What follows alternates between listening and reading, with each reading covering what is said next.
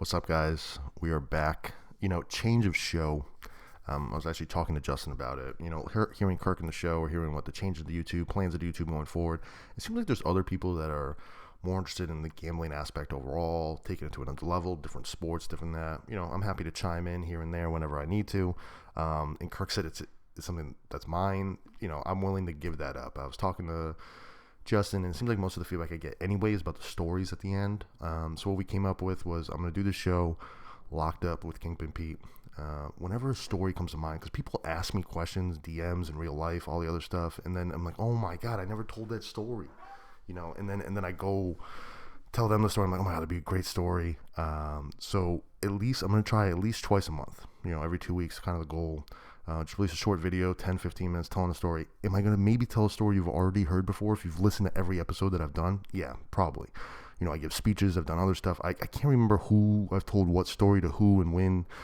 I'll try. I'm not going to say I'm not going to try not to, because I'm just going to try to get every story out in this series, however long it goes. But the first one I know I haven't talked about. So episode 1 here, someone asked me about court. Like, how did court work? How does that work? Because if you're not in the world, I'm not in the world, none of my friends are in the world, no one I know is in the world, you don't really know how the whole process works. So first things first, I get arrested. When I get arrested, there was no bail the night I was arrested because my charges were too serious. So I actually just went right in, to the jail the first day, which is unheard of from what I've heard, which sucked. And then when I went there, the judge gave me a $20,000 bail. Unbelievable. It said I was dangerous and all this other stuff, and I was like, are you kidding me?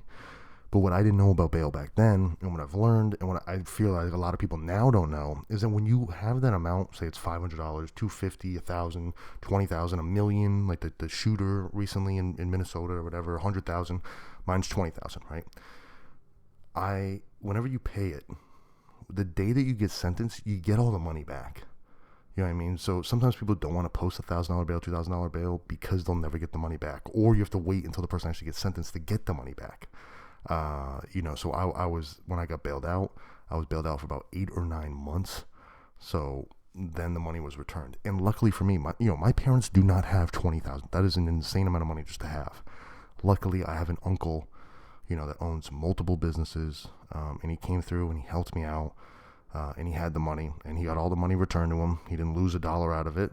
He just loaned money with no interest for a certain period of time out of the greatness of his heart.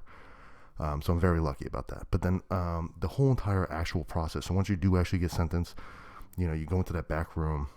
You go into a back room. Someone kind of just gives you food. You have to wait for a bunch of other people to get sentenced. And then there's usually 2 different groups of people that go back to the facility, your first day. But when you're in the actual van that they bring you to, so I've been in multiple different counties locked up. So from what I've seen, they do it differently in different counties. The first county I was in, so you have your handcuffs, right? And then they put a block right down in between your 2 handcuffs. That way you can't go like this at all. Like your hands are just stuck next to each other. Then they'll feed a chain down through the block, and it sucks your hands down. So your hands are down your waist, and then there's a chain wrapped around your waist, which then goes to your feet, which then is chained to the person next to you. Someone had to have escaped in that damn county, because that was insane compared to the other county I was in, which was a nice, easier, kind of setup that they had going for me. But yeah, you're in this van with multiple people, like a ton of people. You're chained all the way down. I think the ride from the courthouse was maybe 20, 30 minutes, which just seems forever. You're sitting sideways. You're not facing front, there's a window in the back. There's people driving in the back. There's people going crazy out the window because there's a female in the car behind us. I haven't seen a female in months or whatever. You have to also remember when you go to court that there's other people that are currently locked up that have to go to court for whatever reason. Say they're appealing their case and they're going to court for the day, or they're getting resentenced, or maybe sometimes there's a bunch of people that would be in there for different reasons. And then there's people that are new, first time coming in. So everybody just gets thrown in the van together, welcoming back, and then when you get back to the facility, people that already live there go to your rooms. And then people that need to be checked in into intake, then you get checked in into intake. Even getting intake, rewind, even before I went to court was kind of funny, because they're like, do you have any tattoos? And I was like, no. Or do you have any piercings? No. It's like, are you sure? And I was like, yep, probably would be sure if I had a tattoo. Then they're like, nope, take your shirt off, turn around. And then they made me do everything. I was like, no tattoos, guys. What do you know? Which I always thought was kind of funny. And they also just gave me like a little plastic like boat, which was called, I don't even know how to describe it. It's just literally like plastic thing that was on the floor, and there was a mattress inside of it that I slept on before I went to court. Anyway, once you actually were locked up, you know, my sentence was somehow got screwed up. I wish I knew, but like 90% of the stress when I was in there was that I had different outdates. You know, when I first went in, my outdate was like 2016 something. And then I had, in one county that I was in, so my outdate was August 2015. And then like a different county I had, my outdate was when I got transferred, it had a whole different date. I forgot what the two dates were, but one of them, they were like off by a year basically. You know, I was, as I've explained, I was sentenced under the law that if you had drugs, possession of drugs in a school zone in the state of Massachusetts was a minimum mandatory sentence of 2 years. No ifs, ands, buts about it. Probably one of the stupidest laws I've ever seen in my life, especially the fact that the police were following me, and waited until I was driving by a school and pulled me over at that exact spot. And then I remember being on the side of the road, and he's like, you see what's that? That's a school. It's like, what? You guys pulled me over here. You followed me for like a mile or two. Beyond belief. So the law was in process of changing. I'm very happy to say that it's changed now, so people will not be in my situation. That same things that happened to me happen to them. They won't be screwed like I was.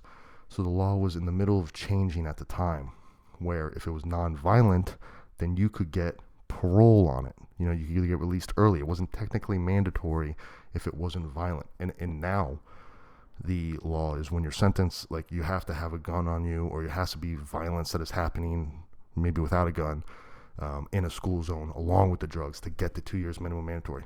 That makes more sense than just being like, oh, cops pulled you over in the area. Don't know what to tell you. You know, and it's like, well, you know how many people that would screw? You know how many people I know that, how many people have houses that are technically in a school? I can go down a whole rabbit hole about how Springfield is a school zone. Majority of the city is a school zone. Lawrence, majority of the city is a school zone. Brockton, a majority of the city is a school zone. It's insane. And then if you had caught drugs in any of it, then they could just hang over the 2 years minimum mandatory on your head over anything, because no matter like where you are in the city, you're like in a school. It's school zone. Like it's a whole nother story. I can go down a whole nother rant. I am very happy though that the law has changed, because it should just be if you're violent, whatever. So I had to go to court because my sentence was screwed up. At one point, when I got transferred to the new county that was closer to my parents, I was like, send me back to the other county. I get out like 6 months earlier in that one. And I drove to court. It was like a 2-hour ride to court. And when I first went, when I did this and actually went in, you know, I hadn't been in a vehicle for like almost a year. The only time I'd been in a vehicle is when I got transferred from one county to another. And that was maybe 3 or 4 weeks into me first being there. You know, I was at the first facility for like a month. Boop, transferred out of there, back close near my parents. And I didn't realize how car sick you get. You know, so going to court, and I think the thing left at like 6, 7 in the morning, whatever. We had a 2-hour ride, then we had a court time, whatever. So I didn't know how much food I was going to eat or how it was going to work. So like I ate oatmeal. I ate like 2 packets of oatmeal, you know, instant oatmeal that you see at the grocery store, whatever. You know, just trying to get ready for it. And then I'm sitting in the van, getting ready to go. Luckily, I worked at Intake, and it's kind of shitty. It's episode 1. I'm explaining the story. People that don't know, I'll explain it later in another episode. But I worked in Intake, which is when you first come into the facility. People first came in, like I was just saying. I was the person that gave them their box of stuff, their shirts, their underwear, and all that other stuff. So when I went to court, I got to pick, because, you know, they're like, you know, Kingpin Pete, who do you want to drive you? You know what I mean? You're a nice guy, this and that. Like, what guards you want to give the day off to, basically, and let them just drive all day. So the guards I picked were nice. I don't know why I didn't take that into consideration. But I remember we were driving, trying to get somewhere. I remember we actually, they couldn't find the address. I remember he handed me his iPhone. It was an iPhone 5S.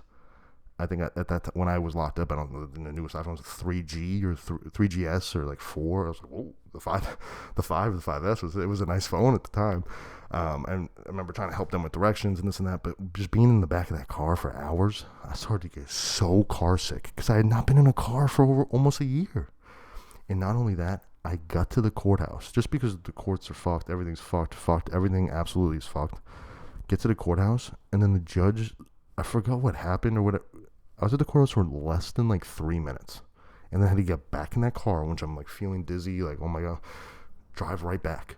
I was so upset, and I was so ready. I can't believe I didn't throw up. I was so ready to throw up, but I also knew that if I threw up, I would get like yelled at or in trouble or so. We're not doing that. I'm not getting in trouble. We're not throwing up. You just have to hold in your throw up while you're also like on a bench chained.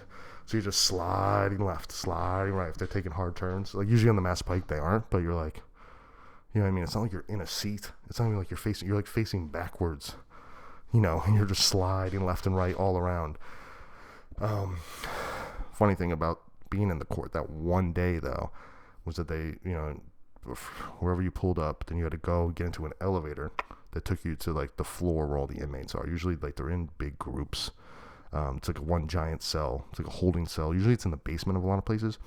And then they elevator you up to the courtroom. And then that's when you see the people walk in with their chains. They get whatever. Then they get elevator back down and you're in the holding cell group with everybody else.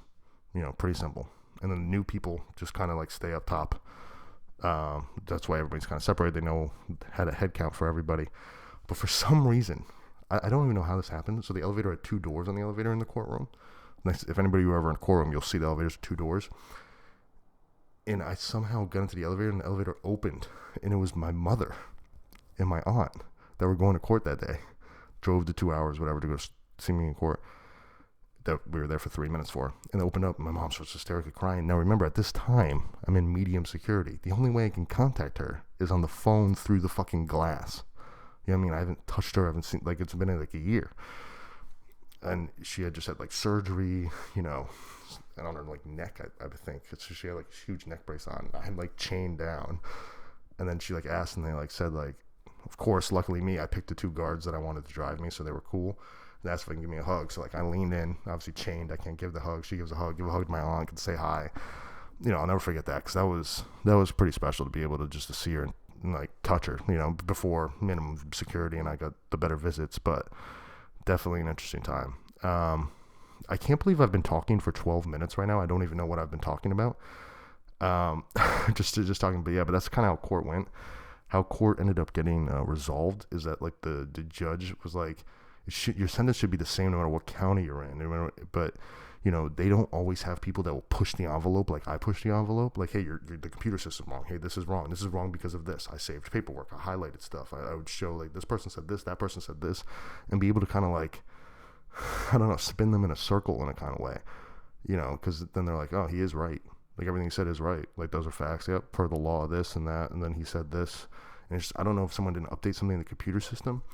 I've told this story at a different time.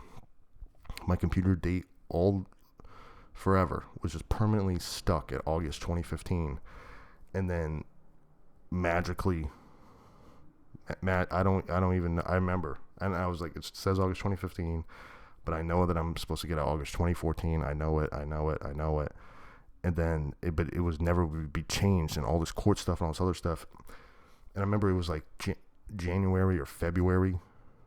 I think I've told this story. January, February 2014. And then the guard called me up. I was in minimum security, and he called me up and he said, hey, you got a letter for you. Really? And I opened up the letter, and it said my release date was May 2014, as in 3 months from like the day that I opened that letter. After it's been August 2015 for the entire time. It was February 2016 when I first went in. I damn near shit my pants. Like, that's serious. That's crazy if you think about it. I remember calling my mom, and she thought I was joking. She just didn't believe it. I don't know why you wouldn't believe it. I didn't believe it either. That it was actually, I can't believe that happened. And then went down. Basically, I wasn't my release date. I was eligible for parole. So I still had to go to parole, see the people, how that all go. But yeah, it was crazy me fighting back and forth. I had to go to court. So I ended up having to go to court twice, getting driven out there and all the other stuff before it finally got resolved, showing everything.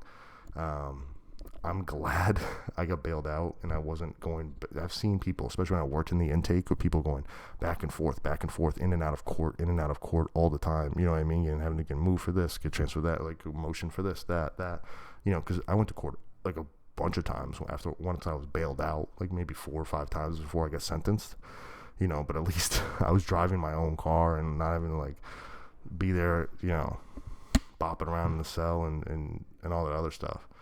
But yeah, you get a ham and cheese sandwich, like nothing too crazy when you're in there. Usually the guards and that are working in the courtroom are cool. They're nothing too crazy, and but you might see some crazy people or some gross people. Honestly, your day drags when you're in there. That's like the biggest thing. Day drags all day. You have a routine when you're in the unit, going to work every day, this and that. It's like, man, my Tuesday's 6 a.m. to go to court, and then you come back, it's like 4. You're exhausted. Long day, your sleep schedule gets screwed up. It's not a fun thing to go to court. Yeah, you get to do something different. Maybe if you're in solitary confinement, something, it's nice to see some fucking light. But yeah, court ain't fun.